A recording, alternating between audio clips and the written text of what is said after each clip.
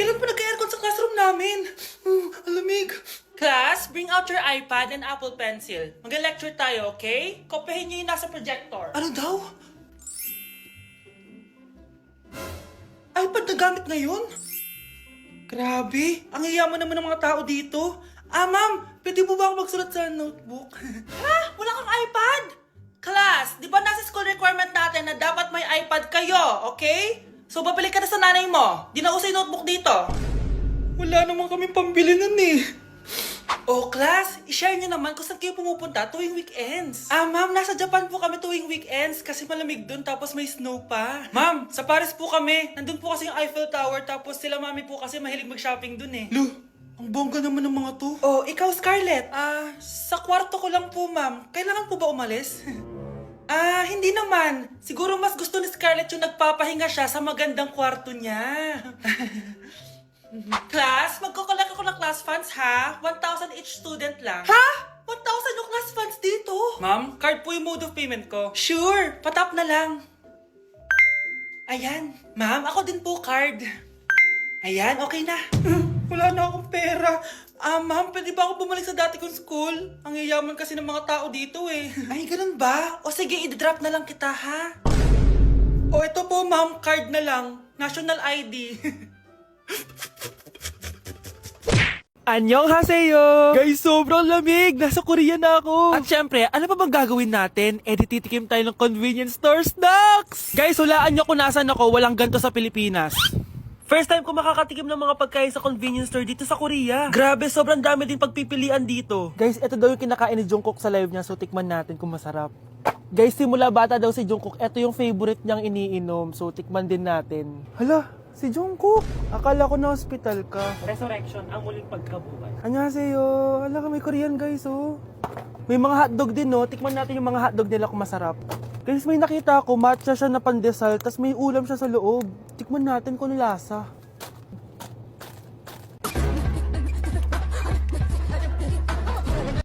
Charan! Tikman na natin sila, guys. Unahin na natin to favorite snack ni Jungkook. Kancho daw yung pangalan nito, guys. Tikman na natin. Sarap! Honey Bunch! And syempre, di natin pwedeng tikman ng wala si Jungkook. Jungkook imnida. Gets ko na kung bakit favorite ni Jungkook. Ang sarap na, guys! May kinuha si Honey Bunch kanina, pero parang ang sarap, oh. So, tikman din natin. Ito yung tsura niya. Parang sarap. Manghang. Masarap siya. 7.5 out of 10. May mas masarap pa sa iba. So, inom muna tayo. Tikman natin to favorite drink ni Jungkook. Lasang banana. Pero hindi siya masyadong matamis, which is I like. 8.5 out of 10 to sa akin. So, next naman natin tong hotdog.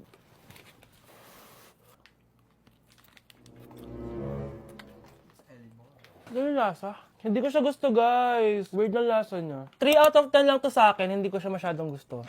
Next natin tong dried pusit. So, ganito yung itsura niya, guys. Matigas siya. Sobrang tigas. Baka niluluto pa to. Eh, grabe. Alam mo yung mga ginangat-ngat ng aso? 1 out of 10, hindi ko siya nakain, tapos wala rin siya lasa. Next natin to matcha na siopaw na may ulam sa loob. Unang kagat, guys. Akala ko sobrang dami laman, di siya katulad ng picture, oh. Pero masarap siya. Alam ko yung kalasa niya, yung bola-bola, ganun. I'll give it 8 out of 10, kasi masarap naman siya. Second to the last natin, itong curry crispy roll. Curry? May curry nga talaga siya. Ganito yung tsura niya, guys.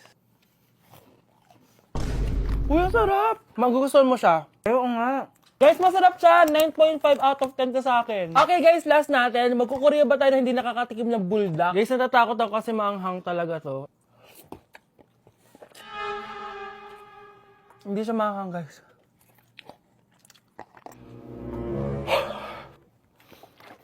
Bibigyan ko to ng 8 out of 10. Masarap naman siya kasi sobrang anghang niya.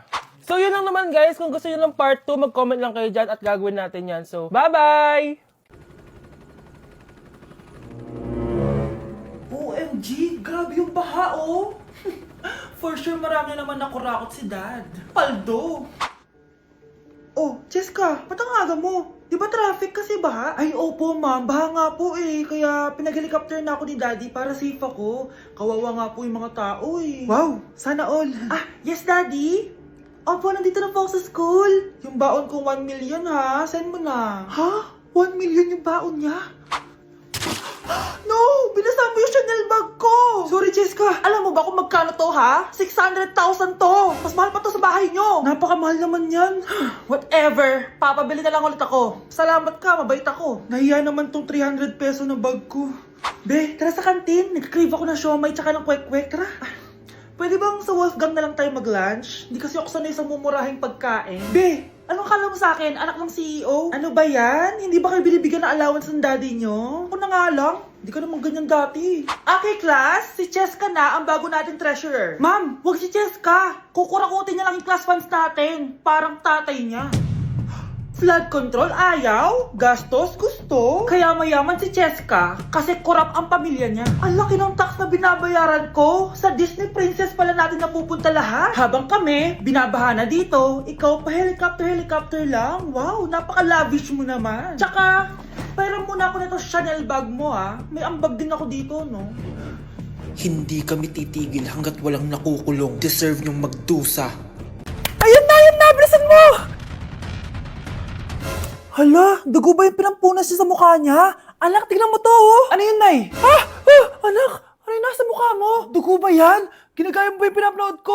OA ka talaga, Nay. G2G peeling solution to. Gentle exfoliating to. Tinatanggal nito yung mga blackheads, whiteheads, tas nakakaliit din ng pores. 2 times a week ko to ginagamit, kaya instant glowing at smooth na yung texture ng skin ko. Ay, perfect yan, anak. Ang dami ko pa namang blackheads tapos ang laki pa ng mga pores ko. Charan! O, ito na, sa'yo na to ha. 199 pesos lang yan. Thank you, anak ha. Huwag mo na ulit ako gugulatin ng ganun ha. OA ka lang talaga, Nay. Joe, ano? Ayaw mo na? Pagod ka na? Ayaw mo na? Pagod na pagod na pagod na pagod na pagod na pagod na pagod na pagod na pagod na pagod na pagod na pagod na pagod na pagod na pagod na.